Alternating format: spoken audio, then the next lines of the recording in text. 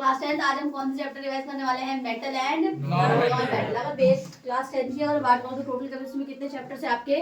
4 chapters हैं। अच्छा, आपने 9th क्लास में एक चैप्टर पढ़ा था, उसमें आपका इज मेटल और प्योर वाला मेटल पढ़ा होगा। प्योर सब्सटेंसेस क्या होते हैं? वो 2 तरीके के थे, एलिमेंट और कंपाउंड थे उसमें। तो जो हमने जो उसमें पढ़ा था, जैसे मान लो आपको एक चैप्टर उठा लो उसमें, इसमें देखो, जैसे मान लो आपने 4 चैप्टर है ना आपके, आपका 3rd वाला चैप्टर कौन सा था केमिस्ट्री का? मेटल नॉन मेटल है, मतलब ये हमारा सेकंड लास्ट चैप्टर है। इससे पहले आपने कौन सा चैप्टर पढ़ा था? एसिड बेस एंड सॉल्ट के बारे में पढ़ा था। उसमें मेनली हमने कंपाउंड की बात करी थी। किसकी बात करी थी? कंपाउंड। दीदी कैसे? तो मैं आपको एग्जांपल देती हूँ। मान लो मैंने बोला कोई एसिड का एग्जांपल दो, HCl। क्या बोला मैंने? HCl। तो बेटा HCl जो है आपका हाइड्रोक्लोरिक एसिड है, इसमें हाइड्रोजन भी है और इसमें क्लोरीन भी है। तो क्या ये सिर्फ ये एलिमेंट है? नहीं है। प्योर सब्सटेंस के अंदर 2 चीजें आती हैं, एक आता है आपका एलिमेंट और दूसरा क्या आता है आपका? कंपाउंड। कंपाउंड क्या होता है? जो 2 या 2-4 में एलिमेंट्स होते हैं। हाइड्रोजन और क्लोरीन, तो ये कंपाउंड है कि ये एलिमेंट है? कंपाउंड है। कंपाउंड है। तो मतलब हमने एसिड बेस एंड सॉल्ट में मेनली किसकी बात करी थी? कंपाउंड की बात करी थी। और मेटल नॉन मेटल हम बेसिकली किसकी बात करने वाले हैं? एलिमेंट्स की बात करने वाले हैं। किसकी बात करने वाले हैं? देखो, क्योंकि आयरन, कॉपर एक ही है ना, सिंगल, या किसी के साथ पाया जाता है तो उसमें कुछ और ही बन जाता है वो, तो क्या बन जाएगा? कंपाउंड बन जाएगा। क्या बन जाएगा? तो ये बेसिक बात थी जो मुझे आपको बतानी थी। इतनी चीजें क्लियर है अच्छे से एकदम? अब मेरी बात सुनो, तो ये तुम्हारा क्या है? कंपाउंड है। और जो हमें पढ़ना है चैप्टर 3 में, जो कि है आपका मेटल नॉन मेटल, केमिस्ट्री के हिसाब से 3rd चैप्टर है ये आपका, और कह सकते हैं सेकंड लास्ट चैप्टर है। अच्छा, जब आप 11th क्लास में जाओगे ना तो आपकी केमिस्ट्री 3 भाग में बटेगी, फिजिकल केमिस्ट्री, इनऑर्गेनिक केमिस्ट्री और क्या है तुम्हारी? Organic chemistry. जो हमारा चैप्टर 4 है क्लास 10 का, कार्बन एंड कंपाउंड, वो पूरी की पूरी आपकी ऑर्गेनिक केमिस्ट्री। क्या है वो? पूरी ऑर्गेनिक। और ये वाली मेरी क्या है? इनऑर्गेनिक हो सकती है। ठीक है? तो ऑर्गेनिक केमिस्ट्री क्या होती है? जिसमें सिर्फ और सिर्फ हम कार्बन के बारे में पढ़ते हैं। किसके बारे में पढ़ते हैं? कार्बन। चैप्टर 4 में पढ़ा था, कार्बन के रिलेटेड सारे कंपाउंड पढ़े थे। और हम इसमें क्या पढ़ने वाले हैं? जर्नल रिएक्शंस, बाकी सारी वही तो पढ़ेंगे ना। अदर देन कार्बन जो भी रिएक्शन चल रही है वो इनऑर्गेनिक है। फिजिकल केमिस्ट्री क्या होती है? बेसिक बात है, जैसे आप पढ़ते हो, जैसे वो मैटर वाले में उठा लो, ये सब आपकी फिजिकल केमिस्ट्री है। क्लास 9 का चैप्टर था ना, वो सब आपकी फिजिकल केमिस्ट्री है। तो कहीं ना कहीं अभी तो जो आपने 3 चैप्टर पढ़े हैं 1 to 3, वो फिजिकल केमिस्ट्री और इनऑर्गेनिक का मिक्सचर पढ़ रहे थे। और ये वाली पूरी पूरी क्या है आपकी? इनऑर्गेनिक। और 4था चैप्टर पूरा पूरा क्या था आपका? ऑर्गेनिक था। मैं बस आपको एक आइडिया दे देती। तो अब स्टार्ट करते हैं चैप्टर क्या है? मेटल और नॉन मेटल। बेसिकली क्या है? वो एलिमेंट्स हैं, चाहे मेटल है चाहे नॉन मेटल है, दोनों ही क्या है मेरे? एलिमेंट्स है। ठीक है? अब मैंने आपको बताया था कि जो मेटल होते हैं उनके पास ऐसी प्रॉपर्टी होती है, तो मेटल अच्छे इंसान, मेटल क्या है? अच्छे इंसान। तो क्या करेंगे? वो इलेक्ट्रॉन को लूज करेंगे या किसी को दे देंगे। तो मैंने तुम्हें बताया था, चार्ज लगाने का तरीका समझाया था मैंने आपको, कि जब भी कोई इलेक्ट्रॉन को दे देता है तो उस पर कैसे चला जाता है? पॉजिटिव। और कोई बंदा अगर इलेक्ट्रॉन्स ले रहा होता है तो उसे हम क्या बोलते हैं? उस पर कैसे चला जाएगा? नेगेटिव। मतलब अगर तुम किसी को कोई सामान दे रहे हो तो उसके लिए तुम कैसे बंदे हो गए? पॉजिटिव बंदे हो गए। तुम पे कैसा चार्ज आ जाएगा? पॉजिटिव। इसका मतलब जो मेटल होता है ना, वो क्या करते हैं? इलेक्ट्रॉन्स को देते हैं, तो मेटल पे कैसा चार्ज आ जाएगा? पॉजिटिव। और नॉन मेटल बेकार इंसान होता है, मतलब सिर्फ लेते हैं। तो ऐसी मेंटेलिटी कैसे फिट हो जाती है हमारे लिए, उस बंदों के लिए जो सिर्फ चीजों को लेते हैं, उन पे कैसा मतलब कैसा नेगेटिव बनता है यार, हर वक्त लेता ही रहता है, मांगता ही रहता है, बोलते हैं ना ऐसे। तो क्या बोल देंगे यहाँ पे? उस पे कैसा चार्ज आएगा? नेगेटिव चार्ज आएगा। तो क्या ये याद रख लोगे? तो ऐसी टेंडेंसी जिसमें मेटल्स इलेक्ट्रॉन को लूज करते हैं, उसीलिए हम इसे क्या बोल देते हैं? इलेक्ट्रो पॉजिटिव एलिमेंट बोल देते हैं। तो मेटल को हम क्या बोल देते हैं बेटा? Electro positive element. और फिर नॉन मेटल को क्या बोल देंगे? थोड़ा जोर से बोलो। Electron negative element. ठीक है? तो मैंने मेटल को क्या बोल दिया बेटा? इलेक्ट्रो शॉर्ट रखी हूँ। ठीक है? इसको मैंने क्या बोल दिया? Same electro negative element. कोई दिक्कत है इसमें? नहीं, ये तो बेसिक बात थी ना। सीबीएसई बोर्ड में क्वेश्चन आता है कि इलेक्ट्रोपॉजिटिव कौन होते हैं, एग्जांपल दे देगा और बोलेगा बताओ किस पे कैसा चार्ज आना है, तो समझ जाओगे, इलेक्ट्रॉनिक कॉन्फ़िगरेशन करके देख लोगे। अब ये चार्ज पॉजिटिव नेगेटिव कैसे डिसाइड होता है? कोई भी अगर एटम या एलिमेंट होता है, वो क्या करता है? अपने इलेक्ट्रॉनिक कॉन्फ़िगरेशन को कंप्लीट करना चाहता है। क्या करना चाहता है? इलेक्ट्रॉनिक कॉन्फ़िगरेशन को जिसका कंप्लीट होता है वही कैसा होता है? स्टेबल होता है। स्टेबिलिटी तो सबको चाहिए। जैसे मान लो हम जनरल अपना एग्जांपल लेके लेते हैं, क्या हमें स्टेबिलिटी नहीं चाहिए? हमें भी स्टेबिलिटी चाहिए, सीधी सी बात है। तो ऐसे ही सेम एलिमेंट्स या मेटल को भी क्या चाहिए? स्टेबिलिटी चाहिए। और ऐसे एलिमेंट जिनका इलेक्ट्रॉनिक कॉन्फ़िगरेशन कंप्लीट होता है उसे हम क्या बोल देते हैं? नोबल एलिमेंट्स बोल देते हैं। क्या बोल देते हैं? Noble elements. किसी भी कंडीशन में किसी के भी साथ रिएक्ट नहीं करते। जैसे कि गोल्ड ले लो, ये सोने की ज्वेलरी सारे पहनते हैं, तो क्या वो पानी के आने से उसमें जंग लग जाती है? नहीं लगती। क्या उसे आप किसी भी चीज में डालो उसमें कोई दिक्कत आती है? नहीं। पानी में डाल दिया, ऐसे ही छोड़ दिया कहीं पे रखा रखा, तो क्या वो काला पड़ जाता है? नहीं पड़ता ना। इसका मतलब गोल्ड कैसा मेटल है? नोबल एलिमेंट है। सिल्वर एक पल के लिए काला पड़ सकता है पानी के साथ, पड़ता है ना, लेकिन गोल्ड, सिल्वर भी लेकिन नोबल एलिमेंट है, लेकिन वो कभी कभी पानी के साथ क्या पड़ जाता है, लेकिन काला। गोल्ड हो गया, सिल्वर हो गया, प्लेटिनम हो गया, प्लेटिनम को हटा दो, लेकिन गोल्ड है जो आपका वो कैसा है? नोबल एलिमेंट है। कुछ गैसेस भी होती हैं जो नोबल होती है, जैसे आर्गन, जैसे नियॉन। नियॉन का 10 होता है, तो 10 नियॉन का एटॉमिक नंबर कितना है? 10 है। तो 10 के लिए कॉन्फ़िगरेशन करके देखो जरा एक बार नियॉन की, इसका 10 है ना, तो के शेल में कितना आ जाएगा? 2, और एल शेल में कितना आ जाएगा बेटा? 8 आ जाएगा। तो क्या इसे नीड है इलेक्ट्रॉन को देने की या लेने की? नहीं। मींस कि इसका इलेक्ट्रॉनिक कॉन्फ़िगरेशन क्या है? पूरा का पूरा कंप्लीट है। और ये कैसा एलिमेंट हो, कैसा एलिमेंट हो गई? अब ये तो गैस है, लेकिन नियॉन, नियॉन क्या है? एक। तो क्या हम इसे एलिमेंट बोलेंगे? नहीं। अब हम इसे क्या बोलेंगे? नोबल गैस बोलेंगे। क्या बोल देंगे बस इसे हम? तो क्या मेरी कहीं बात समझ आ रही है अच्छे से एकदम? इतना समझने में कोई दुख दर्द पीड़ा कष्ट है तो कोई बता दो, मेरी हालत तो नहीं होनी चाहिए। अब आ जाते हैं मेटल नॉन मेटल के फिजिकल प्रॉपर्टी के डिफरेंस पे। किस पे आने वाले हैं हम? फिजिकल। ये तो मैंने इलेक्ट्रॉन्स की बात करी थी, ये आपकी केमिकल प्रॉपर्टी के अंदर आती है, क्योंकि यहाँ पे केमिकल रिएक्शन हो रही है। क्या हो रही है? Chemical reaction. अगर मेरे पास सारी चीजें होती ना तो मैं आपको इसको एक्सपेरिमेंट करवा के समझा सकती थी चैप्टर, पर वैसे जनरली बताऊंगी वो भी आपको समझ आ जाएंगी चीजें, ठीक है। अच्छा, सबसे पहले ये 4 टर्म्स है, मैलिएबल, डक्टाइल, सोलरस और लस्ट्रस। मैलिएबल मतलब कौन बताना चाहेगा क्या होगा? हाँ, तो मेटल की किसकी प्रॉपर्टी है? ये मेटल की प्रॉपर्टी है सारी। किसकी प्रॉपर्टी है ये? मेटल। तो मैलिएबल किसकी प्रॉपर्टी होती है? मेलिबिलिटी की प्रॉपर्टी होती है हमारे मेटल्स के पास। मतलब tendency of the element of the which belongs to the category of metal have the ability to convert into a thin sheets. किसमें कन्वर्ट हो जाते हैं वो? थिन शीट्स में आते हैं। जैसे कि आपने एल्युमिनियम का फॉइल पेपर देखा है। अब तो सब पहले हम क्या करते थे, कागज में रोटी लपेट के लेके जाते थे, पर अब हम क्या करते हैं, फॉइल पेपर में लपेट के लेके जाते हैं। तो उसमें ये फॉइल पेपर बना कैसे? मेटल से बना। कौन से मेटल से बना? एल्युमिनियम मेटल से बना। इसमें कोई दिक्कत है? नहीं है। तो इसका मतलब मेलेबिलिटी क्या है? एक ऐसी प्रॉपर्टी है मेटल की जिसमें हम क्या कर देते हैं, मेटल को किसमें कन्वर्ट कर देते हैं? फॉइल पेपर में, थिन शीट्स में कन्वर्ट करते हैं। डक्टाइल क्या होता है ये बता दो मुझे? वायर्स में कन्वर्ट कर सकते हैं। तो ये ऐसी प्रॉपर्टी मेटल की जिसमें मेटल को किसमें कन्वर्ट करा जा सकता है? वायर्स में कन्वर्ट करा सकता है। कोई दिक्कत है इसमें? इसको आपको याद करना पड़ेगा, ठीक है। तो अभी तो हमसे समझ रहे हैं, तो टर्मिनोलॉजी जो भी डेफिनेशन आएगी आपको नोट्स दिए गए हैं उसमें से क्या कर लोगे? आप याद कर लोगे। सोलरस क्या होता है? देखो, एक पल के लिए मान लो मैंने इस पे अगर लात मार दी, इतनी तेज आवाज नहीं है, लेकिन मैं किसी लोहे को मार के पटकूं तो उसके बाद कैसे आएगी? बहुत तेज आने वाली है, ठीक है। मैं आपको लोहा है ही तो दिखा देती करके आपको।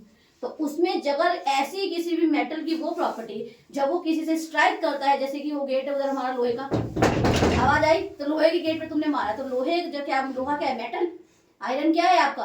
मेटल है। और इसको हम किसी से भी अगर स्ट्राइक करते हैं मतलब क्या? टकराव बनाते हैं या टकराते हैं, तो इससे क्या आ जाती है? हमें साउंड प्रोड्यूस होती है। कैसे साउंड प्रोड्यूस होगी? साउंड प्रोड्यूस होगी, कैसी भी हो सकती है साउंड, रैंगिंग साउंड, कैसी भी साउंड। घंटा देखते हो? पहले के टाइम पे स्कूल में से घंटा लगा होता था।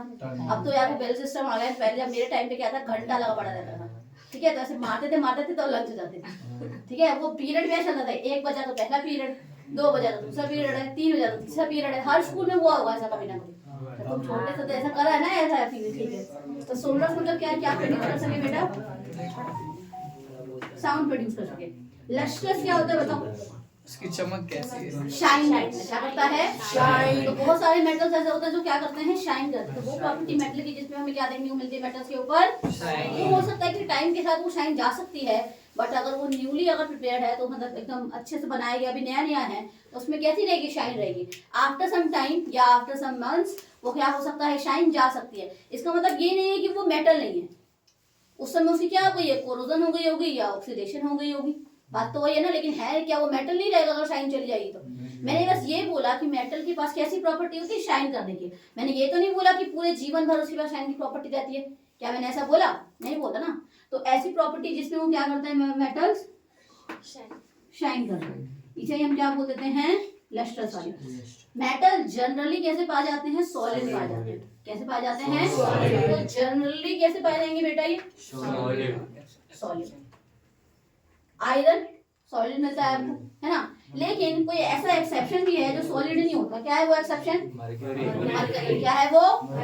तो मरकरी एक मेटल है, लेकिन वो कैसा पाया जाता है? रूम टेम्परेचर पे लिक्विड। गेट लगी पड़ी होती है घरों में, जो लोहे की जो गेट लगी पड़ी रहती है मोस्टली, वो कैसी होती है? सॉलिड होती है।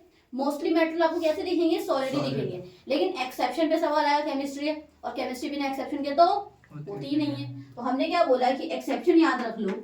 मरकरी, जिसको हम Hg से डिनोट करते हैं, वो रूम टेम्परेचर पे कैसी होती है बेटा?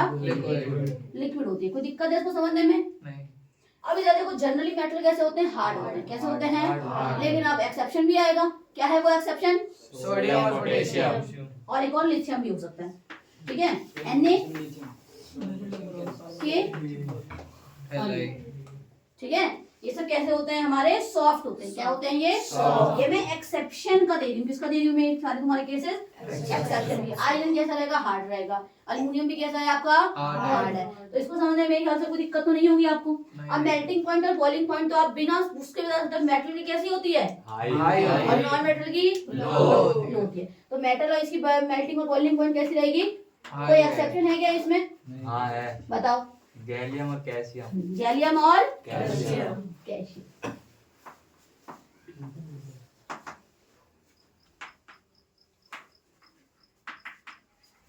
चलो, इसके बाद देखो, ये क्या कर सकते हैं? हीट और इलेक्ट्रिसिटी को कंडक्ट कर सकते हैं। ठीक है, मेटल क्या करते हैं? हीट को भी कंडक्ट करते हैं और इलेक्ट्रिसिटी को भी कंडक्ट करते हैं। जैसे मान लो मैंने क्या करा, एक आयरन की रॉड ली, उसे गैस के पास थोड़ी देर तक रखा गर्म करने के लिए, और रॉड को तो टाइम लगेगा गर्म होने में। मान लो मैंने टेम्परेचर बहुत ज्यादा दे दिया एक तरफ से, तो क्या हो रहा है? गर्म हो रहा है। थोड़ी देर बाद तुम क्या देखोगे कि पूरा का पूरा आयरन का रॉड क्या हो जाता है? गर्म हो जाता है।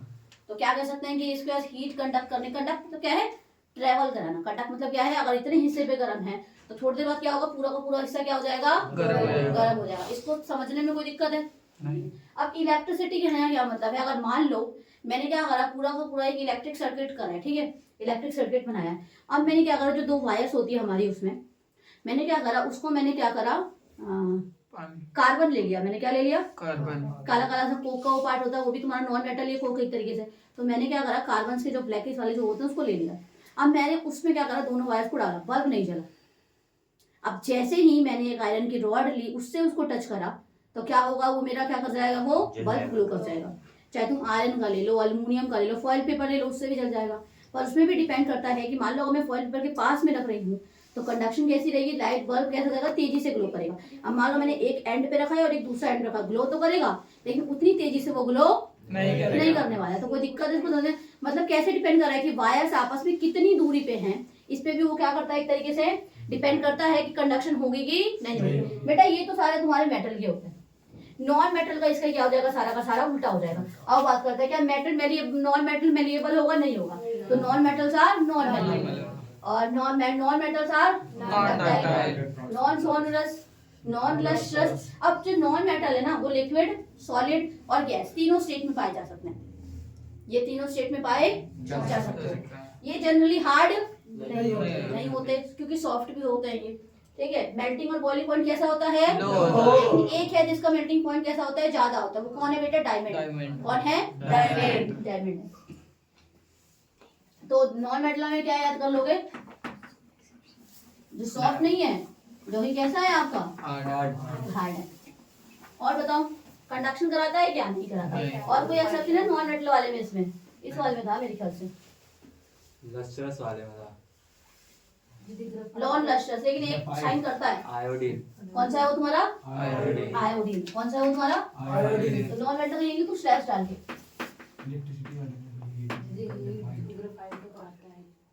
ठीक है, इतना तो हमारा हो गया मेटल और नॉन मेटल का। इसके बाद हम पढ़ने वाले हैं केमिकल प्रॉपर्टीज के बारे में। ठीक है, केमिकल प्रॉपर्टी स्टार्ट करने से पहले एक और चीज रह गई, बता दूं कि नॉन मेटल तो कंडक्ट नहीं करते इलेक्ट्रिसिटी को, लेकिन ग्रेफाइट क्या करता है तुम्हारा? कंडक्ट करा सकता है। नॉन मेटल वाले एग्जांपल में। ठीक है बेटा, अब हम करने वाले हैं केमिकल प्रॉपर्टीज ऑफ मेटल्स के बारे में। ठीक है, देखो इस साइड पे मैंने केमिकल प्रॉपर्टी लिखी है और इस साइड मैंने कुछ एक्स्ट्रा बातें लिखी है उसी मेटल के रिगार्डिंग।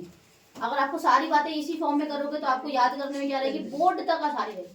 ठीक है, मैं हमेशा यही तरीका फॉलो करवाती हूँ सबको, बच्चों को अच्छे से याद होता है, तो आपको भी यही तरीका फॉलो करना है। अभी हम यहाँ पे जो दो केमिकल प्रॉपर्टी पढ़ेंगे, पहले क्या पढ़ेंगे, मेटल की ऑक्सीजन के साथ रिएक्शन और मेटल की वाटर के साथ रिएक्शन। तो मेनली कितनी रिएक्शन पढ़नी है, अभी दो ही पढ़नी है। कौन कौन सी पढ़नी है बताओ मेरे को जरा। मेटल की ऑक्सीजन के साथ, मेटल की ऑक्सीजन के साथ, ऑक्सीजन के साथ और मेटल की वाटर के साथ। वाटर के साथ। अभी हमें यही दो पढ़नी है, ठीक है। इसके बाद हमें जो दो बातें एक्स्ट्रा पढ़नी है, क्या पढ़नी है, दो बातें एक्स्ट्रा पढ़नी है मेटल ऑक्साइड की प्रॉपर्टी के बारे में। क्या पढ़ना है, मेटल ऑक्साइड। तो वो बात देखिए। सबसे पहले देखो, जब मेटल आपका रिएक्ट करता है ऑक्सीजन के साथ तो क्या बनाता है, मेटल ऑक्साइड बनाता है। कोई दिक्कत इसको समझने में नहीं है। इसमें हमको ये वाली बात याद रखनी पड़ेगी, जब तक आप ये ऊपर की हेडिंग अपने दिमाग में नहीं रखते हो, रिएक्शन तो बाद की बात है, आप क्या करते हो, रिएक्शन याद करने के चक्कर में आप जो मेन हेडिंग होती है उसको ही भूल जाते हो। तो आपको सिर्फ ये चीजें याद रखनी होती है, ये अपने आप हो जाता है। तो पहले क्या याद रखना पड़ेगा, ये ऊपर की हेडिंग्स तो याद रखो। तो मेटल रिएक्ट कर रहा है ऑक्सीजन के साथ और क्या बना रहा है बेटा, मेटल मैंने एम मतलब मेटल लिख रखा है, ठीक है, डॉट लगा दिया, मतलब क्या बन रहा है, मेटल ऑक्साइड लगा है, ठीक है। अब मैंने यहाँ लिखा है कि जब मेटल रिएक्ट कर रहा है ऑक्सीजन के साथ तो बना रहा है मेटल ऑक्साइड, और मेटल रिएक्ट कर रहा है वाटर के साथ तो हाइड्रोजन गैस तो निकल रही है। और एक और चीज बनेगी, पर वो डिपेंड करता है पानी पे। किस पे डिपेंड करता है, पानी पे। हमने पानी कैसा लिया, गर्म पानी लिया है, ठंडा पानी लिया है, या भाप लिया है, या क्या लिया है, तो दिक्कत इसको समझने में नहीं है। तो हाइड्रोजन गैस तो तीनों गैस में निकलेगी, चाहे आप कौन सा पानी लो, कोल्ड वाटर लो, चाहे आप हॉट वाटर लो, या आप चाहे क्या ले लो, स्टीम वाटर, कोई दिक्कत नहीं। तो जब मान लो मैंने मेटल को वाटर के साथ रिएक्ट करा तो मेरी कौन सी गैस निकलनी है, हाइड्रोजन गैस निकलनी है। तो एक चीज तो फिक्स है भाई कि हाइड्रोजन गैस निकलेगी, चाहे पानी तीनों में से कोई सा भी। अब मैंने बोला, अब मैंने क्या करा, कोल्ड वाटर के साथ और हॉट वाटर के साथ अगर रिएक्शन कराई तो मेरा बनता है मेटल हाइड्रोक्साइड। क्या बन जाता है, और अगर मैं स्टीम वाटर के साथ रिएक्शन कराऊंगी तो मेरा क्या बनेगा, मेटल का ऑक्साइड बनेगा, जैसा कि ऑक्सीजन के साथ हो रहा था। मैं दोबारा रिपीट करती हूँ, मैंने क्या बोला, जब मेटल आपका वाटर के साथ रिएक्ट करता है तो डिपेंडिंग अपॉन द वाटर आपकी चीजें बनती हैं, पर हाइड्रोजन गैस निकलनी ही निकलनी है।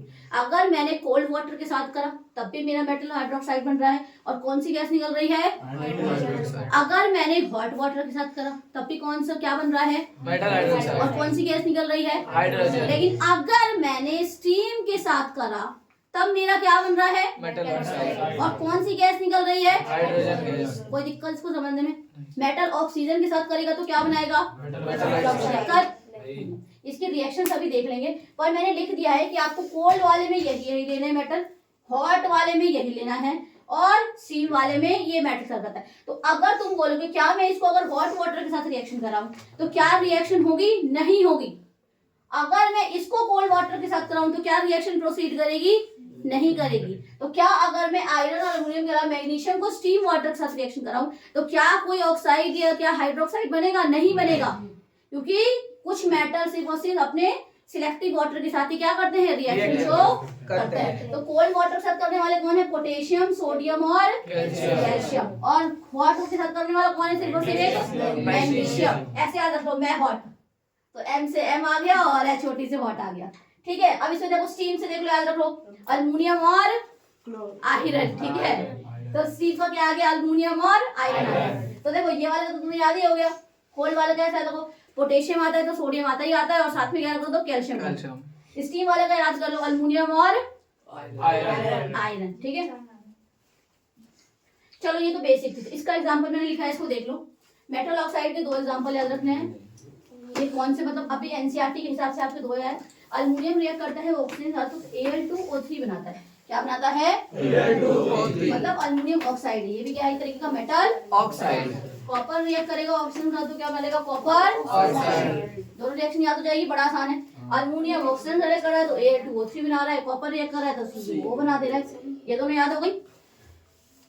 इसके बाद कुछ मेटल ऑक्साइड, देखो मेटल ऑक्साइड बना ना यहाँ पे, तो कुछ मेटल ऑक्साइड बेटा आपके ऐसे होते हैं जो एसिड के साथ भी रिएक्ट करते हैं। और हम मेटल ऑक्साइड की दो रिएक्शन पढ़ेंगे, जैसा मैंने आपको बताया था। तो अब ये देखो, जब ये साथ रिएक्ट करता है तो क्या बन गया, मेटल ऑक्साइड बन गया। ये भी तो मेटल ऑक्साइड है, कॉपर वाला। तो मान लो आयरन के साथ करता है तो आयरन ऑक्साइड बनेगा, लेकिन उसमें से ये नहीं कि सारे मेटल ऑक्साइड, मैंने बोला कुछ मेटल ऑक्साइड ऐसे होते हैं जो नेचर में एसिडिक भी होते हैं और बेसिक होते हैं। इसका मतलब क्या कहने का मतलब है, वो एसिड के साथ भी रिएक्ट करेगा और वो बेस के साथ रिएक्ट वो दिक्कत है इसको समझने में नहीं है। तो कुछ मेटल ऑक्साइड्स ऐसे होते हैं तो किसके साथ रिएक्ट करते हैं, एसिड के साथ भी और बेस के साथ। तो ऐसे हम मेटल ऑक्साइड को क्या बोल देते हैं, एम्फोटेरिक ऑक्साइड। क्या बोल देते हैं, एम्फोटेरिक देखो ऑक्साइड। मैंने यही लिखा। एक तो इसमें ये वाला एग्जांपल है कॉपर ऑक्साइड एम्फोटेरिक ऑक्साइड नहीं नहीं है है। क्योंकि ये एसिड के साथ और बेस के साथ दोनों साथ रिएक्ट नहीं नहीं करता। करता। लेकिन जो ये अल्युमिनियम ऑक्साइड है, ये जो मेटल ऑक्साइड है, ये आपका एसिडिक भी होता है नेचर में और कैसा होता है, बेसिक भी होता है and can react with the both either with the acid और आइदर और विद द बेस। Base। यहाँ क्या लिखा है, नेचर में भी दोनों है और रिएक्ट भी दोनों के साथ करता है। और these metal oxide called as amphoteric oxide. अब समझा मैंने, अब समझ पा रहे हो मैंने ऐसा क्यों लिखा है, ठीक है। इसके बाद मैंने इसके दो एग्जांपल दिए। क्या दिए मैंने आपका, दो एग्जांपल। अल्युमिनियम ऑक्साइड तो पहले से ही है, एक और आपको याद करना है बस, जिंक ऑक्साइड। क्या याद करना है आपको, जिंक ऑक्साइड। क्या कॉपर ऑक्साइड एम्फोटेरिक ऑक्साइड है, नहीं है। नहीं है। क्या अल्युमिनियम ऑक्साइड एम्फोटेरिक ऑक्साइड है, क्या जिंक ऑक्साइड है, क्यों है, क्यों दोनों के साथ रिएक्ट करेगा। कौन से दोनों के साथ react एसिड करेगा? और बेस के साथ। और कैसा नेचर शो करता है, एसिडिक और बेसिक। कोई दिक्कत, नहीं।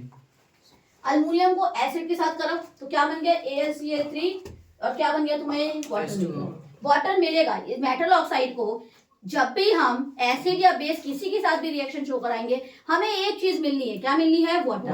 क्या मिलना है, वाटर। तो आप ये देखो, एसिड के साथ कराया तब भी वाटर मिला, बेस के साथ कराया तब भी क्या मिल गया, वाटर। एसिड में तो देखो AlCl3 लग जाएगा, इसका क्लोराइड बन जाएगा, मेटल क्लोराइड बन जाएगा। लेकिन जब बेस के साथ करते हैं तो Na लगा दो, इस एयर में से भी एक एयर हटा दो और ऑक्सीजन में से भी एक ऑक्सीजन हटा दो, तो क्या बन जाएगा, NaAlO2।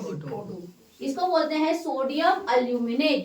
क्या बोल देते हैं इसको हम, सोडियम अल्यूमिनेट। ठीक है। और क्या मिल गया, वाटर। अब जिंक को करो, जिंक को अगर तुम एसिड के साथ करोगे तो फिर से जिंक मेटल क्लोराइड मिलेगा, जैसा ऊपर आपको मेटल क्लोराइड मिला, अल्युमिनियम क्लोराइड, और वाटर निकल गया। अब यहाँ देखो, यहाँ क्या Na लग गया, फिर Zn आ जाएगा और O आएगा। अब लेकिन यहाँ पे थोड़ा याद रखना है, यहाँ पे Na के दो मॉलिक्यूल मिल रहे हैं, Na2Zn, इसका नाम क्या जाएगा, सोडियम जिंकेट। क्या नाम हो जाएगा इसका, सोडियम जिंकेट। सोडियम तो लग ही रहेगा, इसको जिंकेट बोल देंगे, उसको अल्यूमिनेट बोल देंगे। और क्या निकल जाएगा साथ में, वाटर निकल जाएगा। मेटल ऑक्साइड की पहली रिएक्शन क्लियर है कि कुछ मेटल ऑक्साइड ऐसे होते हैं बेटा जो एसिड के साथ भी रिएक्ट करते हैं और बेस के साथ भी। मैंने आपको दो एग्जांपल्स बनाए, अल्युमिनियम ऑक्साइड और दूसरा मैंने आपको क्या जिंक बता दिया, ऑक्साइड। जिंक ऑक्साइड बता दिया। अल्युमिनियम ऑक्साइड जब एसिड के साथ रिएक्ट करता है तो मेरा क्या बनता है, अल्युमिनियम क्लोराइड, और क्या निकल जाता है, पानी निकल जाता है। और जब मेरा यही अल्युमिनियम ऑक्साइड रिएक्ट करता है बेस के साथ तो मेरा क्या बनता है, सोडियम अल्यूमिनेट। एल्यूमिनेट मिल जाएगा ना, Al वाला है तो। अब इस नहीं, हाँ सोडियम एल्यूमिनेट। अब ये तुम्हारा जिंक ऑक्साइड है, वो ऐसे ना लेकर तो क्या बनेगा तुम्हारा, सोडियम जिंकेट। कैसे, क्लोराइड ना, क्लोराइड। अरे जिंक क्लोराइड। और Na उसका चेक करेगा तो सोडियम जिंकेट। वो याद करने में दिक्कत है, वाटर निकलना है। जैसे वाटर वाले में जब मेटल वाटर के साथ रिएक्ट करा तो हाइड्रोजन गैस निकल रही थी ना। जब मेटल किसके साथ रिएक्ट कर रहा है, वाटर के, तो हाइड्रोजन गैस निकलनी है। ऐसे ही इस वाले में जब तुम्हारा जो मेटल ऑक्साइड है वो किसके साथ रिएक्शन शो कर रहा है, एसिड के साथ या बेस के साथ, तो कौन निकल रहा है, कंफर्म क्या है, निकलना वाटर। क्या निकलना है, अब दूसरी रिएक्शन देखो मेटल ऑक्साइड के, कुछ मेटल ऑक्साइड, सारे नहीं, कुछ मेटल ऑक्साइड बेटा ऐसे होते हैं जब मैं उन्हें पानी के साथ डिसॉल्व करती हूँ या उनको मैं पानी में मिलाती हूँ तो क्या बनाते हैं, बेस बनाते हैं, अल्कली बना लेते हैं। क्या बना लेते हैं, अल्कली। तो ऐसे मेटल ऑक्साइड जब मैंने उन्हें पानी में डिसॉल्व करा तो उन्होंने क्या बना दिया, अल्कली, जिसे मैंने क्या बोलते हैं, बेस। वो मेटल ऑक्साइड दो ही हैं, बहुत पॉपुलर, आपको हर जगह देखेगा, सोडियम और पोटेशियम ऑक्साइड। कौन से ऑक्साइड, सोडियम और पोटेशियम। पोटेशियम ऑक्साइड को जब मैंने पानी में डिसॉल्व करा तो मुझे सोडियम में क्या मिल जाएगा, सोडियम हाइड्रोक्साइड, ये भी क्या है, एक बेस। और पोटेशियम के साथ क्या मिल गया मुझे, पोटेशियम हाइड्रोक्साइड। रिएक्शन देखो, उसके बाद ये देखो, मान लो इसी रिएक्शन को ना यहाँ लिख दो। अब मान लो कैसे करोगे, इसको लिखने का तरीका क्या है, NaO plus H2O gives NaOH KO plus gives, बताओ मिल गया। मैंने यहाँ पे शॉर्टकट लिखा, आपको इसको ऐसे लिखना है, कोई दिक्कत है इसमें। तो अभी तक कितनी प्रॉपर्टी कर ली है मेटल की, हमने दो ही करी है, एक तो करी है ऑक्सीजन के साथ और दूसरी किसके साथ करी है, वाटर के साथ। वाटर वाली मैंने आपको 3 बताया, हॉट वाटर, कोल्ड वाटर और स्टीम वाटर। पहले उसी को आगे करते हैं, मैंने आपको बता दिया था बेसिक। अब बनाने में क्या दिक्कत आएगी जरा मुझे बता दो। कोल्ड वाटर के साथ क्या बन रहा था आपका?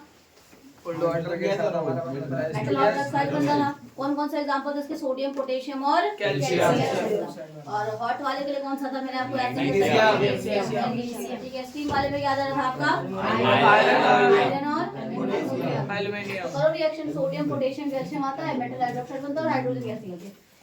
हाइड्रोक्साइड पोटेशियम करेगा तो पोटेशियम हाइड्रोक्साइड और कैल्शियम करेगा तो कैल्शियम कैल्शियम हाइड्रोक्साइड। हाइड्रोक्साइड। कौन सी गैस निकल रही है तीनों केस में? H2। कोई दिक्कत है इस वाले में? नहीं। दूसरे वाले में आ जाओ।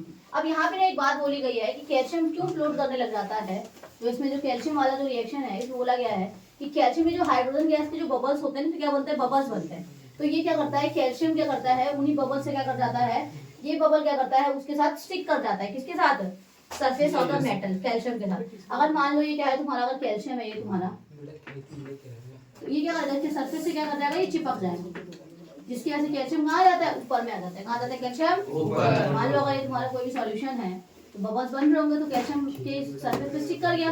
जिसकी वजह से क्या होगा, ये कहाँ जाएगा तुम्हारा? फ्लोट करने लग जाएगा। क्या करने लग जाएगा तुम्हारा? ये तो दिक्कत है इसमें।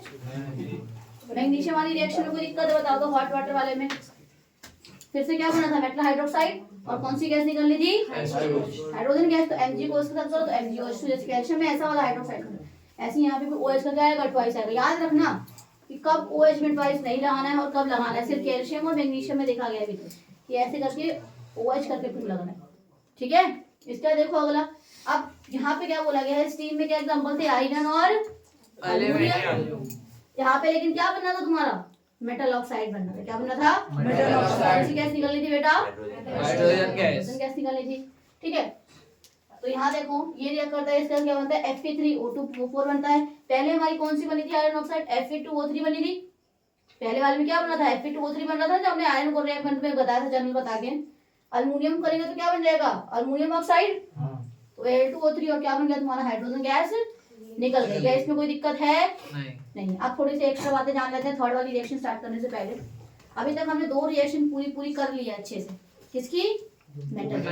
अभी किसी को कोई दिक्कत है तो बताओ, मैं दोबारा रिपीट कर दूंगी।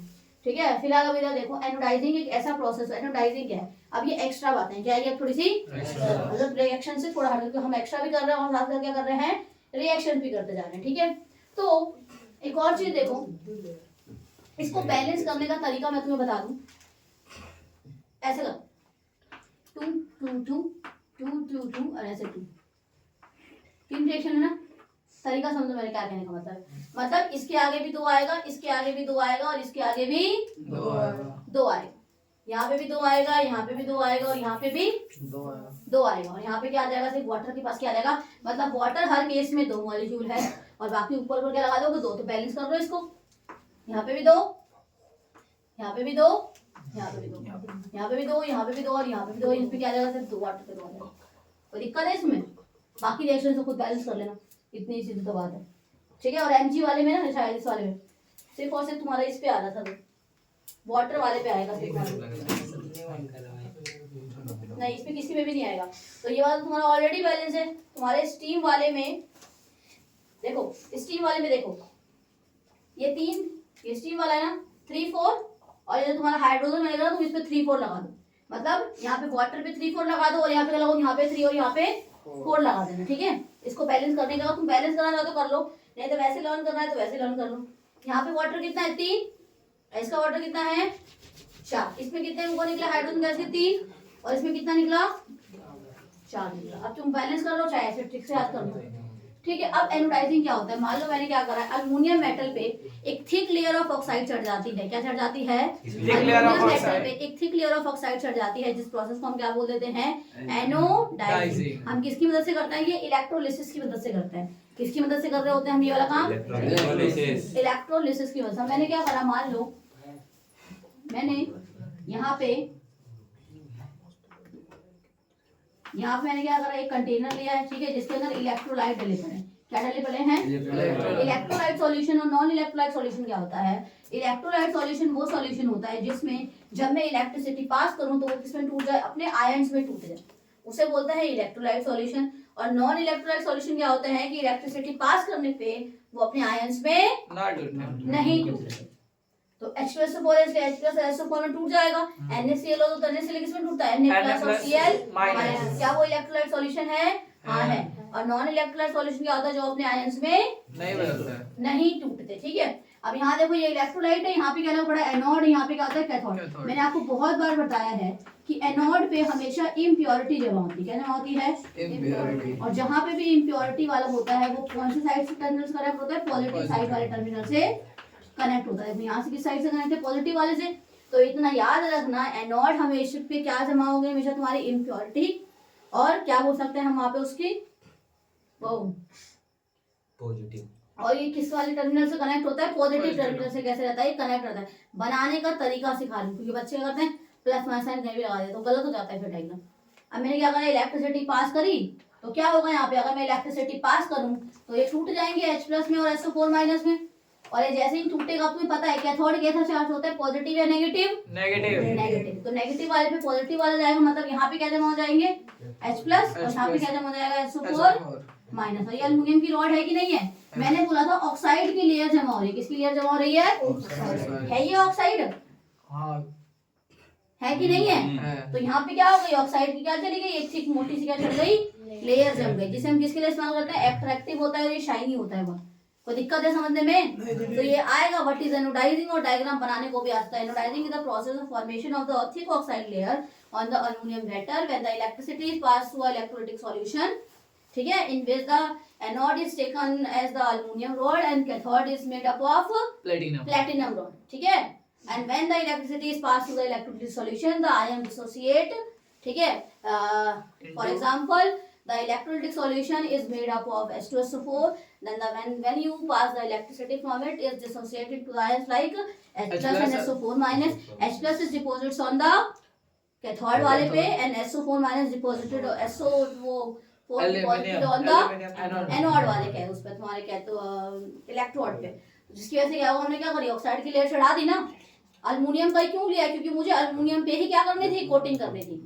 मुझे किसी और पे करनी होगी तो मैं क्या ले लूंगी? कोई और सा ले लूंगी। पर अगर अल्युमिनियम वाले पे करते हैं तो मेरा क्या बन जाता है? एनोडाइजिंग। जैसे जिंक वाला करते थे तो वो गैल्वेनाइजेशन बन जाता था, तो अल्युमिनियम वाले को हम क्या बोल देते हैं? एनोडाइजिंग। क्यों? क्योंकि यहाँ पे एनोड पे वो चीज चढ़ रही है। इसके बाद देखो एक्वा रेजिया क्या है? एक्वा रेजिया को हम क्या बोलते हैं? रॉयल वाटर बोलते हैं। ये एक ऐसा मिक्सचर होता है सॉल्यूशन का, कंसंट्रेटेड एसिड का मिक्सचर। क्या है ये? जिसके अंदर दो एसिड होते हैं, कंसंट्रेटेड HCl और कंसंट्रेटेड नाइट्रिक एसिड। इनका रेशियो क्या होता है? 3:1। मतलब HCl का कंसंट्रेशन 3 है और नाइट्रिक एसिड का कितना है? 1। ठीक है, अब हम क्या करते हैं? इनके मिक्सचर को इस्तेमाल करते हैं। मान लो गोल्ड है, वो काला थोड़ा पड़ जाता है, हल्का हल्का काला पड़ जाता है, तो उसको साफ करना होता है। तो क्या करते हैं? तुरंत उसके अंदर डाल के बाहर निकाल देते हैं। ज्यादा देर रखेंगे तो उसके साथ ऐसी भी एबिलिटी है कि पूरा सोना गायब हो जाएगा और तुम्हें पता भी नहीं। एसिड है ना, तो गला देगा ना एक तरीके से, तो तुरंत डाल के तुरंत निकाल लिया जाता है कि क्या हो, जो ऊपर की जो लेयर जम गई है उसे क्या कर लेंगे ये लोग? हटा देते हैं। ठीक है, तो ऐसे क्या होता है? कभी कभी क्या होता है? ज्यादा हट जाता है और हमें पता भी नहीं चलता। तो सफाई करने के बाद क्या होता है? और वजन थोड़ा सा कम हो जाता है। क्यों? क्योंकि तुमने तो पूरी एक लेयर ही हटा दी उसके भी। समझ रहे मेरी बात? तो ये एक्वा रेजिया है। ठीक है, अब यहाँ पे देखो एक एक्स्ट्रा रिएक्शन है, मैं तुम्हें कल दिया भी था एक क्वेश्चन टेस्ट में। जब मेटल रिएक्ट करता है किसी भी मेटल सॉल्ट के साथ, किसके साथ कर रहा है? मान लो मैंने ले लिया आयरन, ले लिया मेटल सॉल्ट, मतलब क्या? CuSO4। ये मेटल है और इसी का सॉल्ट है, कॉपर सल्फेट, जिंक सल्फेट था ना, ये करवाया भी कितनी बार। तो अब इसको करेंगे तो क्या होगा? यहाँ पे डिस्प्लेसमेंट रिएक्शन होगी। क्या होगी यहाँ पे? और डिस्प्लेसमेंट रिएक्शन में क्या होता है? हाई रिएक्टिव एलिमेंट डिस्प्लेस करता है कौन से वाले एलिमेंट को? लो रिएक्टिव वाले एलिमेंट को। तो क्या बन जाता है तुम्हारा? ये वाला रिएक्ट करेगा तो यहाँ क्या करेगा? इस कॉपर को हटा देगा और क्या बन जाएगा तुम्हारा? FeSO4 + Cu। दो एग्जांपल नहीं दे सकते थे, ये तो तुम्हारा चलो हो गया। यहाँ पे कौन सी रिएक्शन टेक प्लेस कर रही है? डिस्प्लेसमेंट रिएक्शन हो रही है। कोई दिक्कत इसमें? अच्छा, एक और चीज याद आई मुझे, एक टॉपिक रह गया एक्स्ट्रा वाले में, कि जो सोडियम और पोटेशियम वाला जो पहले किए थे, तो सोडियम और पोटेशियम है उसे ओपन में क्यों नहीं रखते? खुले में क्यों नहीं रखते? वो रिएक्ट करता इसे है। हमेशा केरोसिन ऑयल में डिप करके रखा जाता है। क्यों? कि अगर मैं सोडियम और पोटेशियम को ऐसे ही खुले छोड़ दूं तो बहुत ही ज्यादा रिएक्टिव मेटल होता है और वो क्या करेगा? ऑक्सीजन की कांटेक्ट में आएगा और तेजी से क्या पकड़ लेता है? आग पकड़ लेता है। इसीलिए हमें सोडियम और पोटेशियम एलिमेंट को हम वो पन्नी एयर में नहीं रखते, हम उसे कहाँ डिप करके रखते हैं बेटा? केरोसिन ऑयल में, ताकि वो क्या ना कैच कर पाए, फायर कैच ना कर पाए। अब देखो थर्ड रिएक्शन तो पूरी हो गई है, मतलब सेकंड रिएक्शन तो पूरी हो गई है। थर्ड रिएक्शन में यहाँ पे क्या बोल रहा है कि कोई भी मेटल अगर डाइल्यूट एसिड के साथ रिएक्ट करता है तो वो क्या बना लेता है? सॉल्ट बनाता है। और क्या निकालता है? वाटर, नहीं सॉरी, हाइड्रोजन गैस निकलती है। क्या निकल जाती है? Hydrogen gas. ठीक है, अब इधर देखो कोई डाइल्यूट एसिड है, कंसंट्रेटेड एसिड नहीं है, तो ये वाली बात याद रखना। इसमें कौन कौन से मेटल करते हैं? सारे मेटल तो अब करेंगे नहीं। कौन कौन से मेटल कर रहे हैं? मैग्नीशियम, अल्युमिनियम, जिंक और आयरन। तुम्हारा तो क्या क्या दोबारा याद करो? मैग्नीशियम, अल्युमिनियम, जिंक और आयरन। अब मैंने यहाँ पे देखो मैंने लिख दिया है कौन सा मेटल क्लोराइड बनेगा तुम्हारा, मतलब कौन सा सॉल्ट बनेगा, क्योंकि मेन यही याद करना। तो मैं एक रिएक्शन लिख के दिखाती हूँ। मान लो मैग्नीशियम रिएक्ट करता है इसके साथ डाइल्यूट एसिड, ठीक है, तो क्या मिलेगा मेरा? MgCl2 मिलेगा। क्या मिलेगा? MgCl2 plus H2। ऐसे सबके साथ करना, मैंने लिखा नहीं लेकिन तुम्हें याद रखना है। तो बाकी सबके साथ तो Cl2 वाला मिल रहा है, लेकिन एक के साथ Cl3 मिल रहा है। किसके साथ? अल्युमिनियम के साथ। देख लो MgCl2, ZnCl2, FeCl2, बस यहाँ पे Cl3 मिला। ये डिफरेंस याद करने का क्या होता है? तरीका होता है। लेकिन ये तो चलो एक जनरल बात हो गई। लेकिन हाइड्रोजन गैस इवॉल्व कर रहा है ना कोई भी मेटल, चलो मान लो इनके अलावा कोई और भी मेटल करोगे ना डाइल्यूट एसिड के साथ, तो वो हाइड्रोजन गैस लिबरेट करेंगे ही करेंगे। लेकिन अगर मैं HNO3 के साथ रिएक्शन करवाऊं, H2SO4 ले लो, कोई सा भी एसिड ले लो, लेकिन यहाँ पे एक एक्सेप्शन है। क्या है यहाँ पे एक? और वो एक्सेप्शन क्या कहता है बेटा? जरा देखो और समझो। यहाँ पे एक्सेप्शन ये है कि जब भी कोई भी मेटल HNO3 के साथ रिएक्ट करता है, HNO3 बोले तो nitric acid, nitric acid, dilute है नाइट्रिक एसिड, स्ट्रॉन्ग नहीं है। लेकिन अब यहाँ पे H2 गैस इवॉल्व नहीं हो रही है। क्या नहीं हो रही है? नहीं हो रही। क्यों नहीं हो रही है? वही कारण जानना है। समझे मैंने क्या बोला? मैंने बोला कि जब भी मेरा कोई भी मेटल डाइल्यूट एसिड के साथ रिएक्शन शो करता है, वो क्या करता है? हाइड्रोजन गैस इवॉल्व करेगा ही करेगा, करेगा ना? ठीक है, लेकिन मैंने बोला कि जब यहाँ पे वही मेटल अगर HNO3 के साथ कर रहा है तो हाइड्रोजन गैस इवॉल्व नहीं कर रहा है। क्यों नहीं कर रहा? उसका कारण देखो। क्योंकि अब मान लो HNO3 है ना, इसमें जो ये H है, इसमें जो ये H है हाइड्रोजन गैस है, ये कन्वर्ट हो जाता है तुम्हारा किसमें? वाटर के अंदर। किसके अंदर कन्वर्ट हो जाएगा? ये वाटर के अंदर कन्वर्ट हो जाएगा। और जो तुम्हारा ये NO3 है, ये अपना क्या बनेगा? सब्सिक्वेंट नाइट्रस ऑक्साइड बना लेगा। 3 बनाता है। कौन कौन से 3 बनाएगा? एक एक करके बताओ। और ये जो तुम्हारा NO3 है, ये कन्वर्ट हो जाता है किसमें? N2O में, और NO और NO2 बोलो, इन 3 में कन्वर्ट होगा। तो यहाँ पे क्या हो रहा था? हाइड्रोजन गैस इवॉल्व तो करती, लेकिन जो हाइड्रोजन गैस निकल रही थी वो रिएक्ट करके क्या बना ले रही है? वाटर बना ले रही है। और क्या हो रहा है यहाँ पे? NO3 किसमें कन्वर्ट हो जा रहा है? अपने सब्सिक्वेंट ऑक्साइड में, जो क्या है इन 3 में कन्वर्ट हो जाता है। किसमें कन्वर्ट हो जाएगा? इसमें कन्वर्ट हो जाएगा। इसीलिए क्या नहीं निकल पाती? हाइड्रोजन गैस नहीं निकलती। और एक और कारण है ना निकलने का। क्या है कारण? कि जो HNO3 होता है ये स्ट्रॉन्ग कैसा एजेंट होता है? ऑक्सीडाइजिंग एजेंट होता है। तो ये ऑक्सीडाइज कर देता है। क्या कर देता है? HNO3 कैसा है? स्ट्रॉन्ग ऑक्सीडाइजिंग एजेंट है, जो क्या करता है? H2 को कन्वर्ट कर देता है वाटर के अंदर, और NO3 वाले को 3 में कन्वर्ट करता है। किसमें किसमें? N2O, NO और NO2। कोई दिक्कत है इसमें? तो इसी वजह से क्या होता है कि यहाँ पे कौन सी गैस नहीं रिलीज कर पाती? H2 गैस नहीं रिलीज करती है। और अब कुछ तो मेटल होंगे जो एक्सेप्शन गैस होंगे इसमें भी। अब लेकिन कुछ मेटल होते हैं जो हाइड्रोजन गैस इसके साथ भी निकालते हैं। थोड़ा सा कंफ्यूजन हो सकता है, इसे दोबारा रिपीट करती हूँ। देखो, मैंने बोला कि जब मेटल डाइल्यूट एसिड के साथ रिएक्ट करते हैं, कोई सा भी मेटल, तो कौन सी गैस निकाल रहे हैं? हाइड्रोजन, और सॉल्ट बना दे रहे हैं। लेकिन जब वही मेटल ना, जब यही आयरन अल्युमिनियम मेरा HNO3 के साथ रिएक्ट कर रहा था, तो मेरा हाइड्रोजन गैस नहीं निकल रहा था उस रिएक्शन में। क्यों नहीं निकल रहा था? क्योंकि HNO3 क्या है? स्ट्रॉन्ग ऑक्सीडाइजिंग एजेंट है। वो H2 को किसमें कन्वर्ट कर रहा है? वाटर के अंदर। और क्या बना देता है? मतलब वाटर बना दिया, जो कि न्यूट्रल है तुम्हारा। और क्या हो गया यहाँ पे? NO3 वाले को किसमें कन्वर्ट करता है? N2O, NO और NO2 में कर देता है। कोई दिक्कत है इसको समझने में? नहीं है। लेकिन कुछ मेटल ऐसे होते हैं जो HNO3 के साथ रिएक्शन शो करते हैं। वो कौन से मेटल है? मैग्नीशियम और मैंगनीज। तो यहाँ याद रखना अभी भी, लेकिन ऐसे कुछ मेटल है जो दो मेटल है वो रिएक्ट करेंगे। एक क्या है मैग्नीशियम और दूसरा क्या है बेटा मैंगनीज। जब ये तुम्हारे HNO3 के साथ रिएक्ट करते हैं, डाइल्यूट वाले के साथ ही करेंगे, तो ये क्या निकालेंगे, हाइड्रोजन गैस निकालते हैं। मैं तुम्हें इसका एग्जांपल लिख के बता देती हूँ, इधर देख लो। कहाँ लिखूं, यहाँ जगह नहीं है, यहाँ लिख दूं छोटा सा।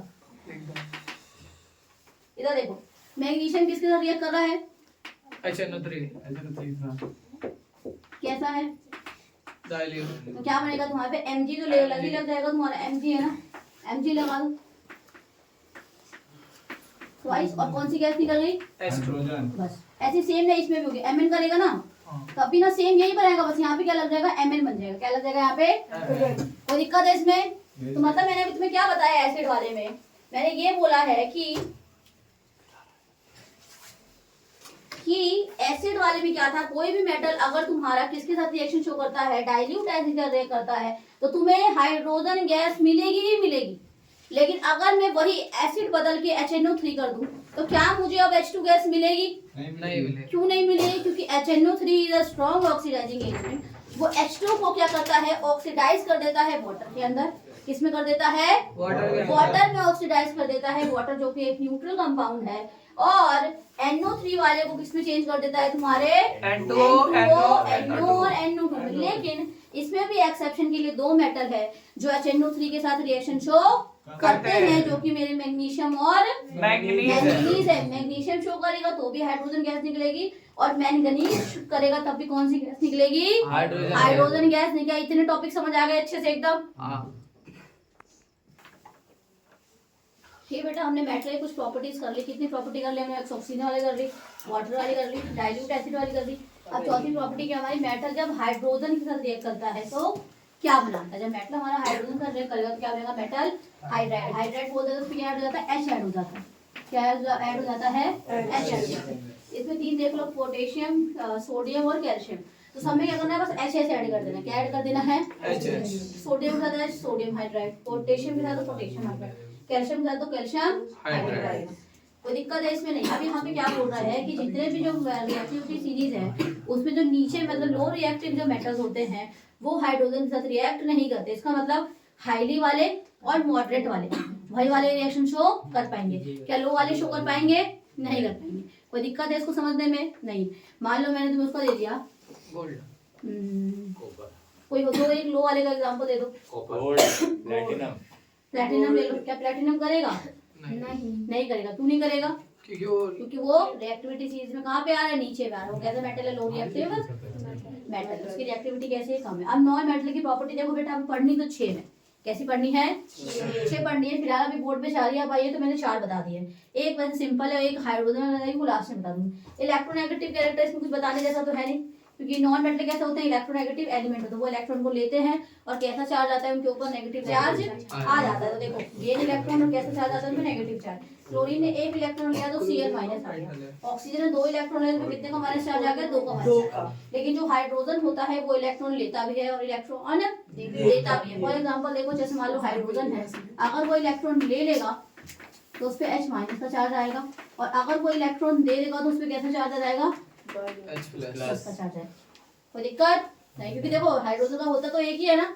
हाइड्रोजन में कितनी होती है, वो इलेक्ट्रॉन की वैलेंस एक ही होता है उसके बाद, तो वो एक ले भी सकता है और एक दे भी सकता है। इसीलिए यहाँ पे 2 रिएक्शन, ये हाइड्रोजन रिएक्शन यहाँ पे, ठीक है। इसके बाद देखो दूसरी रिएक्शन क्या है, जब नॉन मेटल रिएक्ट करता है ऑक्सीजन के साथ। किसके साथ रिएक्ट कर रहा है बेटा, अब क्या बनाता है, कोवलेंट ऑक्साइड। क्या बनाता है, एक होता है कोवलेंट ऑक्साइड, एक होता है covalent hydride. Covalent oxide nature में कैसा होता है तुम्हारा, एसिडिक और न्यूट्रल होता है। लेकिन जो कोवलेंट हाइड्राइड होता है वो नेचर में कैसा होता है, तीनों होता है, एसिडिक भी, बेसिक भी और न्यूट्रल। तो covalent oxide is the nature, कैसा नेचर है इसका, तुम्हारा एसिडिक है और न्यूट्रल। इसका मतलब ये जो ऑक्साइड बनेंगे, ये मान लो कोई भी अगर नॉन मेटल को रिएक्ट करा ऑक्सीजन के साथ तो तुम्हें एसिडिक ऑक्साइड भी मिल सकता है और न्यूट्रल भी मिल सकता है, न्यूट्रल ऑक्साइड भी मिल सकता है। कोई दिक्कत है इसको समझने में, नहीं है। तो मैंने बोला कि जो भी कोवलेंट, जैसे मान लो अब एग्जांपल लेते हैं, मैंने नाइट्रोजन को रिएक्ट करा ऑक्सीजन के साथ तो मुझे इतने सारे ऑक्साइड्स मिल सकते हैं। हो सकता है कभी मुझे ये वाला ऑक्साइड मिल जाए, हो सकता है कभी मुझे ये वाला ऑक्साइड मिल जाए, हो सकता है मुझे कभी N2O मिल जाए, हो सकता है मुझे N2O3 मिल जाए, हो सकता है मुझे N3O5 मिल जाए, कोई दिक्कत है इसमें? सारे तो ऑक्साइड ही है ना, नॉन मेटल ऑक्साइड। लेकिन अब इसमें देखो ये तीनों तो तुम्हारे एसिडिक और ये न्यूट्रल है। क्या बोला था मैंने कि जो भी कोवेलेंट ऑक्साइड होते हैं वो नेचर में कैसे हो सकते हैं, एसिडिक भी हो सकते हैं और न्यूट्रल भी हो सकते हैं। तो जो स्टार्टिंग वाले दो है N2O और NO कैसे है नेचर में, न्यूट्रल। कैसे है नेचर में, न्यूट्रल। लेकिन जो नीचे वाले तीन है बेटा वो कैसे है नेचर में, एसिडिक है। तो अब यहाँ पे क्या हो रहा है, यहाँ पे दो चीजें हो रही है। पहली चीज क्या हो रही है, नॉन मेटल को ऑक्सीजन के साथ रिएक्ट करा तो कोवलेंट ऑक्साइड मिल रहा है। फिर जब उसी कोवलेंट ऑक्साइड को अब आगे जाके वाटर के साथ रिएक्ट करोगे, किसके साथ रिएक्ट करोगे, वाटर तो के वो एक साथ अपना ही एसिड दे देगा। क्या दे देगा, अपना एसिड ही दे देगा। समझ रहे हो मैंने क्या बोला कि पहले मैंने नॉन मेटल को रिएक्शन कराया ऑक्सीजन के साथ, तो मेरा क्या मिल गया, कोवलेंट ऑक्साइड मिल गया। क्या मिल गया बेटा, कोवलेंट ऑक्साइड। अब वो कोवलेंट ऑक्साइड को मैं रिएक्शन शो कराऊंगी पानी के साथ। किसके साथ, और मुझे क्या मिल जाएगा, उसी का एसिड मिल जाएगा। फॉर एग्जाम्पल न्यूट्रल वाला तो करेगा नहीं, एसिडिक वाले मैंने क्या करा, मैंने एसिडिक ऑक्साइड को बोला। किसको बोला है मैंने, एसिडिक। न्यूट्रल वाले को नहीं कर रही मैं, सिर्फ किसके वाले को कर रही हूँ, एसिडिक ऑक्साइड को। जो मुझे ऑक्सीजन का रिएक्ट कराने में मिला था उसको मैं अगर पानी के साथ रिएक्शन कराऊं, जैसे मान लो मुझे N3O5 मिला, क्या मिला है, ये भी एक एसिडिक ऑक्साइड है तो नॉन मेटल से ही मिला हुआ ना। अब मैंने इसको पानी के साथ रिएक्शन कराई, किसके साथ कराई, मुझे मिल गया नाइट्रिक एसिड। क्या मिल गया मुझे, N2O5, NO था इसके अंदर, तो इसका एसिड क्या बनेगा, HNO3 बनेगा ना। तो यहाँ पे मुझे उसी का क्या मिल गया, एक एसिड मिल गया। दूसरा एग्जांपल देख लो, कार्बन का देखो, कार्बन क्या नॉन मेटल, करूंगी तो CO मिल सकता है या CO2 मिल सकता है। CO कैसा होता है, न्यूट्रल होता है, कैसा होता है वो, और CO2 कैसा होता है, एसिडिक होता है। कैसा होता है नेचर में, ये कैसा है आपका, हाँ मैंने इसको फिर से लगाया, H2CO3 मिल गया, ये भी एक एसिड है, इसका एसिड है, क्या है, इसको बोलते हैं कार्बोनिक एसिड। क्या बोलते हैं इसको बेटा, फिर इसका देश में आगे एग्जांपल देख लो, फास्फोरस नहीं करता इसलिए बस इसका दिखाने हैं क्या ऑक्साइड में, दोनों ही न्यूट्रल है, इसको उसको आगे रिएक्शन प्रोसीड नहीं करेगी। तो P2O3 मिल गया और P3O5 मिल गया ऑक्सीजन। तो क्या इसको आगे वाटर से कर सकते हैं रिएक्शन, नहीं कर सकते क्योंकि न्यूट्रल है ऑलरेडी। एस वाले करो, SO2 मिला, एसिडिक है नेचर में, एसिडिक ऑक्साइड मिला, इसको वापस पानी से कराऊंगी तो कौन सी मिल सकती है, SO2 का एसिड क्या हो सकता है, H2SO4 हो सकता है। H2SO4 क्या है तुम्हारा, सल्फ्यूरिक एसिड, तो ये उसका एसिड मिला। अब H भी क्या है तुम्हारा, नॉन मेटल है। अब H को O2 के साथ कराएंगे तो वाटर मिल जाएगा, न्यूट्रल है तो क्या आगे रिएक्शन प्रोसीड करेगी, नहीं। तो दूसरी रिएक्शन समझ आई, थोड़ी सी बड़ी है लेकिन समझने वाली है। समझे मेरी बात, आई समझ की नहीं आई, आ गई ना। अब इसके बाद आगे देखो बेटा, थर्ड रिएक्शन क्या कहता है कि जब भी कोई मेटल एसिड के साथ रिएक्ट करता है, एक बार याद रखना, मेटल जब भी, जैसे मेटल रिएक्ट कर रहा था एसिड के साथ तो डाइल्यूट के साथ कर रहा था, कंसंट्रेटेड के साथ नहीं कर रहा था। ऐसे ही नॉन मेटल भी करता है। नॉन मेटल सिर्फ और सिर्फ किसके साथ रिएक्ट करता है, डाइल्यूट एसिड के साथ रिएक्शन शो करता है, कंसंट्रेटेड के साथ शो नहीं करता। ठीक है, अब यहाँ पे एग्जांपल दिया, सल्फर को मैंने एक डाइल्यूट एसिड के साथ लिया तो मुझे एक स्ट्रॉन्ग एसिड NO2 और वाटर रिलीज कर दिया। एक एग्जांपल याद कर लेना इसका। ठीक है, इसके बाद तुम्हारा क्या है, हाँ इसके बाद हमारी फोर्थ रिएक्शन क्या है, हेलोजेंस के साथ। हेलोजेंस क्या होता है, मैंने आपको बताया ग्रुप 17 के एलिमेंट्स होते हैं, बहुत बार बताया होगा। क्लोरीन, फ्लोरीन, ब्रोमीन, आयोडीन, ये चार हैं। ये चारों क्या है आपके, हेलोजेंस है। क्या है सारे, कॉन्शियस में आ रहे हैं तुम्हारे ग्रुप के अंदर, 17वां ग्रुप के अंदर आ रहे हैं। ठीक है, तो अब इसको हम क्या करते हैं, इसको रिएक्शन कराते हैं हेलोजेंस के साथ। नॉन मेटल है, नॉन मेटल है, नॉन मेटल है, क्लोरीन क्लोरीन क्लोरीन के साथ। ठीक है, अब यहाँ पे क्या हो रहा है, फ्लोरीन भी क्या है तुम्हारा, नॉन मेटल वो हेलोजन ही है। क्या है तुम्हारा ये, हेलोजन चार होते हैं। कौन कौन से होते हैं, क्लोरीन, फ्लोरीन, ब्रोमीन, आयोडीन। ठीक है, अब इधर देखो, मैंने इसको क्या करा, हीट दिया तो क्या बन गया, दो कंपाउंड बन गए। या तो अगर मैं फास्फोरस को रिएक्शन शो कराती हूँ क्लोरीन के साथ तो मुझे PCl3 मिल सकता है, या दोबारा अगर फास्फोरस को क्लोरीन के साथ करूंगी तो मुझे PCl5 भी मिल सकता है। इसको पढ़ने का तरीका क्या होगा, PCl, फास्फोरस ट्राइक्लोराइड, इसको क्या पढ़ेंगे, फास्फोरस पेंटाक्लोराइड। ठीक है, अब यहाँ देखो हाइड्रोजन को रिएक्ट किया Cl2 के साथ in the presence of sunlight, जो भी मतलब क्या है, सनलाइट। तो मुझे क्या मिल गया, HCl। इसको बोलेंगे HCl, हाइड्रोक्लोरिक एसिड नहीं बोलोगे, इसको बोलोगे हाइड्रोजन क्लोराइड। क्या बोलोगे यहाँ पे, यहाँ पे ये हाइड्रोजन क्लोराइड है। तो दीदी कैसे, तो यहाँ पे वो इसी फॉर्म में एग्जिस्ट कर रहा है। हाइड्रोक्लोरिक एसिड ये नहीं, क्या है ये, हाइड्रोजन क्लोराइड। देखो कोवलेंट हाइड्राइड बन रहा है। क्या बन रहा है यहाँ पे, पढ़ोगे कि जब मैं तुम्हें पढ़ाऊंगी हाइड्रोजन के साथ रिएक्शन करते हैं तो क्या बनता है, जब नॉन मेटल हाइड्रोजन के साथ रिएक्शन करे या फिर हेलोजन से साथ करे, दोनों के साथ मिलकर क्या बनता है, कोवलेंट हाइड्राइड बनता है। क्या बनता है तुम्हारा? हाइड्राइड। कोवलेंट हाइड्राइड बन जाएगा। ठीक है, तो ये बन गया।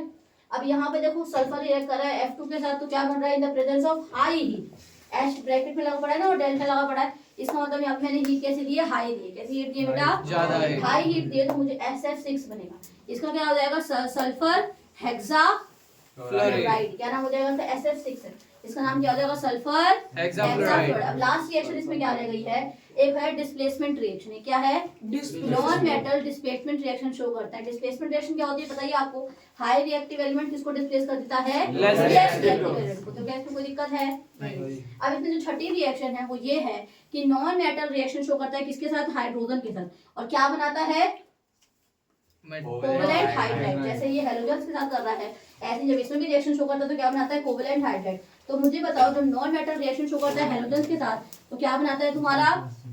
Covalent hydride. और जब हाइड्रोजन साथ करेगा तब भी क्या बनाएगा? कोवलेंट नेचर में कैसे होता है? तीनों तरीके के होते हैं। एसिडिक भी हो सकते हैं, बेसिक भी हो सकते हैं और न्यूट्रल भी हो सकते हैं। तो इसमें एक रिएक्शन करके देख लो। सल्फर को हाइड्रोजन साथ करेंगे, क्या बन जाएगा? H2S बन जाएगा। क्या बन जाएगा?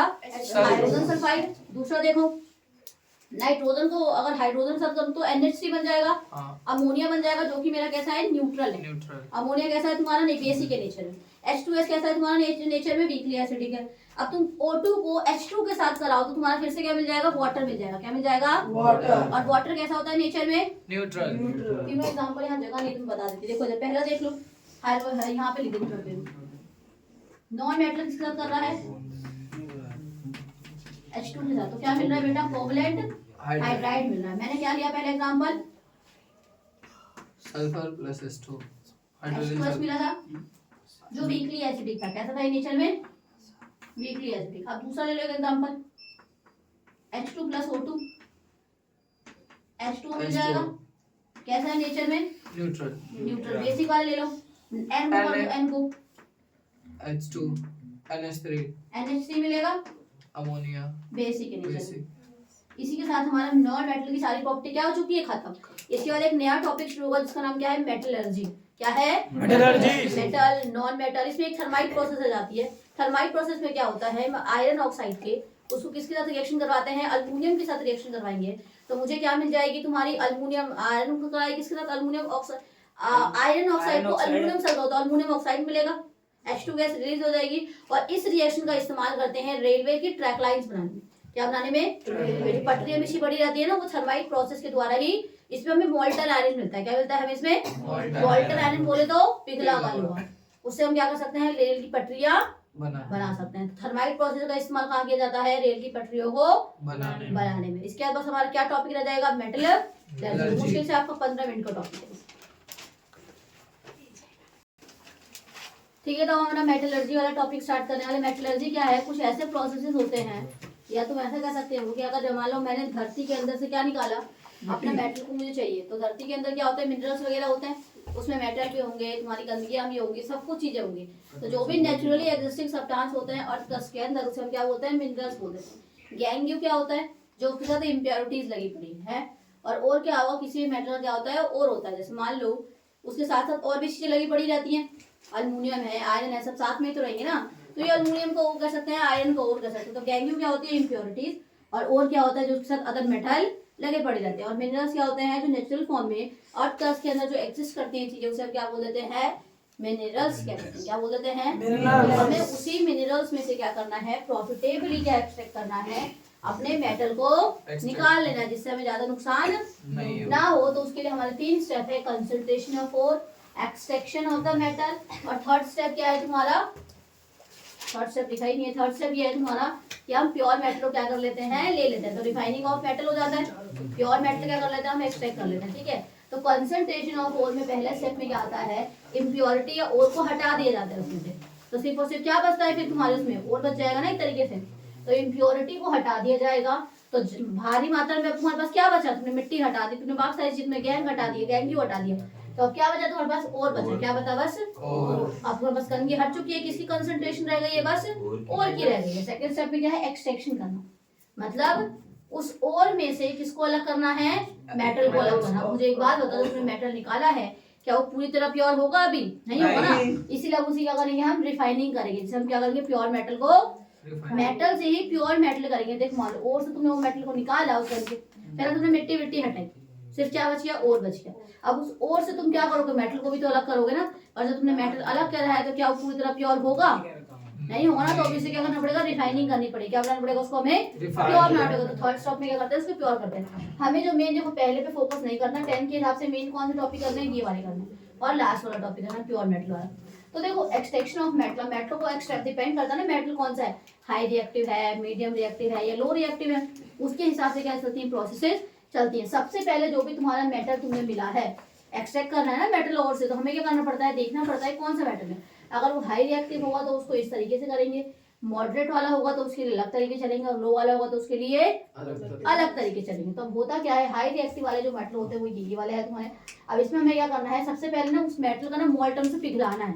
क्या करना है, उस ओर को हमें, पहले हमने उस ओर को पिघलाया तो वो क्या बन गया, मोल्टन ओर बन गया। क्या बन गया, अब हम उस मोल्टन ओर क्या करेंगे, इलेक्ट्रोलिसिस करेंगे। क्या करेंगे, उसकी इलेक्ट्रोलिसिस का मतलब तो समझते ही हो, मैंने तुम्हें बताया था क्या होता है। किसी भी इलेक्ट्रोलाइट सॉल्यूशन से इलेक्ट्रिसिटी पास करते हैं तो क्या होगा, उसमें से मेटल क्या कर जाएगा, अलग कर जाएगा। कोई दिक्कत है इसको समझने में, नहीं। तो पहले मैंने क्या करा, उस ओर को मैंने क्या करा, मेल्ट करा। क्या करा, मेल्ट, और क्या बन गया, मोल्टन ओर बन गया। क्या करके बन गया वो, मोल्टन ओर। अब उस मोल्टन ओर की मैं क्या करूंगी, इलेक्ट्रोलिसिस करूंगी, तो मुझे क्या मिल जाएगा, एक प्योर। ये तो हाई वाले का था। मॉडरेट वाले के लिए करना क्या पड़ता है, अब मोल्टन वाले के जो ओर होते हैं वो दो फॉर्म में पाए जाते हैं, या तो वो सल्फाइड के और हो सकते हैं, या वो किसके और हो सकते हैं बेटा, कार्बोनेट के और हो सकते हैं। तो ये दो फॉर्म में पाए जाते हैं, या तो ये कोई भी तुम्हारे मेटल कार्बोनेट के और होता है, या कौन से हो सकते हैं तुम्हारे सल्फाइड के हो सकते हैं। अब यहाँ पे लिखा पड़ा है, इसमें क्या करते हैं, इसको अलग करना है तो कौन सी प्रोसेस करेंगे, रोस्टिंग। और कार्बोनेट वाले को अलग करना है तो कौन सी प्रोसेस करेंगे, कैल्सिनेशन। रोस्टिंग हम क्या करते हैं, मान लो तुम बताओ मुझे, सबने वो खाई है, जैसे चिकन वगैरह फ्राई करते हैं नॉर्मली ऐसे, तो हम ऑक्सीजन की प्रेजेंस में करते हैं ना, रोस्ट करते हैं चिकन वगैरह को, या सब्जी वगैरह को भी रोस्ट करके चाप वगैरह जब तैयार की जाती है, किसकी वजह से की जाती है, रोस्टिंग की वजह से। तो यहाँ पे हम ऑक्सीजन दे रहे हैं ना, तो मतलब किसी भी चीज को रोस्ट करने के लिए हमें क्या देना पड़ रहा है, ऑक्सीजन देना पड़ रहा है। तो ये किसकी प्रेजेंस में होगा या एब्सेंस में होगा, तो roasting process done in the presence of oxygen. तो तुम्हारा कैल्सिनेशन है वो क्या होता है, एब्सेंस ऑफ ऑक्सीजन। कौन से और के लिए था तुम्हारा रोस्टिंग, और वो वाला किसके लिए था तुम्हारे, कार्बोनेट। अब यहाँ पे क्या होता है, दोनों के तुमने क्या करा, रोस्टिंग कैल्सिनेशन करी, उसके बाद तुम्हारा क्या बनता है, ऑक्साइड बन जाता है उसमें लगा। देखो हमारा ना मेन पर्पस यही होता है कि जो भी तुम्हारा ओर है ना मीडियम वाले का, उसका पहले हम क्या बनाए, ऑक्साइड बनाए। क्या बनाए पहले, उसका ऑक्साइड बनाना इतना आसान होता है क्या, ऑक्साइड बनाने के लिए तो हमें कैल्सिनेशन रोस्टिंग कर रहे हैं बेसिकली देखा जाए तो तुमने क्या करा, उस मेटल का ऑक्साइड बना दिया, और फिर उसको क्या करेंगे, रिडक्शन कर देंगे। क्या कर देंगे, उसकी रिडक्शन में क्या होता है, उसको हीट करेंगे और किसके साथ रिएक्शन शो कराएंगे, कोक के साथ या कार्बन कह सकते हैं। तो मैंने हीट और कोक के साथ रिएक्शन कराई तो मेरे क्या मिल गई, प्योरीफाइड मेटल मिल चुका है। अब देखो ये वाली बात समझ आ गई। तो मैंने क्या बोला, जो मॉडरेट रिएक्टिव एलिमेंट होते हैं वो आपका सल्फाइड की फॉर्म में भी पाया जा सकता है, वो आपका कार्बोनेट ओर की फॉर्म में भी पाया जा सकता है। अगर तुम्हारा वो सल्फाइड की फॉर्म में होगा तो उसके लिए कौन सी प्रोसेस करेगी, रोस्टिंग चलेगी। ठीक है, आर के बाद एस आता है ना, तो वैसे भी याद रख सकते हो, एक याद रखोगे तो दूसरा खुद ब खुद याद हो जाता है। अच्छा, रोस्ट करने के लिए हमें ऑक्सीजन देनी पड़ती है कि नहीं देनी पड़ती, किसी भी उसको देनी पड़ती है। तो रोस्टिंग में हमें क्या करना पड़ेगा, ऑक्सीजन को देना पड़ेगा। फिर मुझे क्या मिल जाएगा, उसका क्या मिल जाएगा, ऑक्साइड मिल जाएगा। अब मान लो मैंने कार्बोनेट ओर के लिए कौन सा करा है, कैल्सिनेशन करा है, क्या मैं उसमें ऑक्सीजन दूंगी, नहीं देंगे। तो मैंने उसको ऑक्सीजन नहीं दिया तो फिर से मेरा क्या बन गया बेटा, ऑक्साइड तो अभी भी बन गया। अब मैं उसे क्या करूंगी, रेड्यूस करना है। क्या करना है, इसको रेड्यूस करने के लिए क्या करना पड़ेगा, मुझे हीट देनी पड़ेगी, और किस क्या देना पड़ेगा, कोक। कोक क्या होता है, एक रेड्यूसिंग एजेंट होता है। क्या होता है वो, एक रेड्यूसिंग उसमें से एजेंट ओ को हटा देगा और तुम्हें प्योर मेटल दे मिल जाएगा। लो वाले के लिए क्या करते हैं, कौन बताएगा मेरे को, लो वाले मेनली कौन सी फॉर्म में पाए जाते हैं, सल्फाइड सल्फाइड की। उसके लिए क्या करेंगे, फिर से उसमें क्या मिल जाएगा, उसका ऑक्साइड। उसे क्या कर लेंगे हम, यहाँ पे लेकिन इलेक्ट्रोलाइटिक रिडक्शन करेंगे। यहाँ पे क्या करना है हमें, इलेक्ट्रोलाइटिक, यहाँ पे तो हम हीट कर रहे थे ना, क्या इलेक्ट्रिसिटी पास कर रहे थे, नहीं कर रहे थे। लेकिन लो वाले में हम क्या करते हैं, इलेक्ट्रोलाइटिक रिडक्शन करते हैं। क्या करते हैं, इलेक्ट्रोलाइटिक, जैसे ही आप इलेक्ट्रोलाइटिक रिडक्शन करोगे, इलेक्ट्रोलाइटिक रिडक्शन या इलेक्ट्रोलाइटिक रिफाइनिंग करोगे, हमें क्या मिल जाएगा बेटा, प्योर मेटल। एक और रिपीट करते हैं, हाई वाले को कैसे करते हैं, पहले उसको मेल्ट किया जाता है तो क्या बन जाता है, मोल्टन ओर। फिर क्या करते हैं, उसकी इलेक्ट्रोलिसिस करते हैं और क्या मिल जाता है, प्योर मेटल मिल जाता है। लो वाले में दो केसेस थे, जो तुम्हारे लो वाले जो ओर्स होते हैं वो दो फॉर्म में पाए जा सकते हैं। कार्बोनेट की और की फॉर्म में पाया जा सकता है और कैसे पाया जा सकता है, सल्फाइड की फॉर्म में पाया जा सकता है। सल्फाइड वाले को किससे करते हैं, रोस्टिंग से, और रोस्टिंग में क्या देनी पड़ती है, ऑक्सीजन देनी पड़ती है। लेकिन कार्बोनेट वाले में ऑक्सीजन नहीं देनी पड़ती, क्योंकि इसके लिए कौन सा प्रोसेस लगता है, कैल्सिनेशन लगता है। दोनों प्रोसेस में, चाहे वो कैल्सिनेशन हो चाहे रोस्टिंग हो, मुझे क्या मिल जा रहा है बेटा, ऑक्साइड। उसके बाद मैं उसे क्या कर रही हूँ, रिडक्शन कर रही हूँ। रिडक्शन के लिए मैंने क्या इस्तेमाल करा है, हीट ली है, और क्या लिया है मैंने, कोक या फिर कार्बन कार्बन है, ठीक है। ये रिड्यूसिंग एजेंट होता है, जिसकी वजह से मुझे क्या मिल जा रहा है, प्योर मेटल मिल जा रहा है। लो वाले के लिए क्या था, ये कैसे फॉर्म में पाए जाते हैं, सल्फाइड ओ की फॉर्म में पाए जाते हैं। फिर से क्या करेंगे, इसके लिए रोस्टिंग करेंगे in the presence of oxygen, फिर तुम्हें क्या मिल जाएगा, ऑक्साइड मिल जाएगा। उसके बाद तुम क्या करोगे, फिर से उसका रिडक्शन करोगे। रिडक्शन के बाद फिर से तुम्हें मेटल मिलेगा, और मेटल के बाद तुम्हें क्या करना पड़ेगा, मेटल के और तो होगा नहीं, फिर क्या करनी पड़ेगी, इलेक्ट्रोलाइटिक रिफाइनिंग करनी है। कोई दिक्कत है इसमें, नहीं है। इसमें एक और टॉपिक है, एलॉय वाला टॉपिक। कौन सा टॉपिक है, एलॉय क्या होता है, मिक्सचर ऑफ मेटल और नॉन मेटल। जैसे तुमने सुना होगा ब्रास, ब्रॉन्ज, सुना है इसके नाम, ये सब तुम्हारे क्या है, alloy. Alloys are the mixtures of metals और द नॉन मेटल्स। इसे हम अब ना 4 एग्जांपल इसमें देख लेना एक बार एनसीईआरटी में। ब्रास किससे मिलकर बना होता है, ब्रॉन्ज किससे मिलकर बना होता है, एक बार वो देख लेना। इसके बाद एक टॉपिक रह गया जो बता रहे थे, आयनिक कंपाउंड क्या होता है। जब भी मैं किसी मेटल को रिएक्ट कराती हूँ नॉन मेटल के साथ, क्या पॉसिबल है ये करना, बताओ, नहीं है ना। तो जब भी हम किसी मेटल को नॉन मेटल के साथ रिएक्शन शो करते हैं, तो वो शेयरिंग करते हैं। क्या करते हैं, शेयरिंग नहीं करते, ये लोग क्या करते हैं, इलेक्ट्रॉन दे देते हैं या इलेक्ट्रॉन ले लेते हैं। जब भी कोई मेटल नॉन मेटल के साथ रिएक्शन शो करेगा, किसके साथ करेगा, नॉन मेटल, वो बनता है आयनिक कंपाउंड। कब बनता है ionic compound, whenever a metal reacts with a non-metal, then it forms a ionic compound. For example, NaCl. Sodium is the metal, NCl is the non-metal. तो Na ने क्या करा, एक इलेक्ट्रॉन को दे दिया, और Cl ने क्या करा, एक इलेक्ट्रॉन को ले लिया। तो अब इनके बीच में कैसा बॉन्ड बन गया, आयनिक बना। देखो एक तो मेटल है और एक क्या है बेटा यहाँ पे, नॉन मेटल। देखो ना ये क्या है, ये इलेक्ट्रॉन को क्या करेगा, देगा। इस पे आएगा प्लस का चार्ज, इस पे क्या आएगा, माइनस का चार्ज, बन गया NaCl।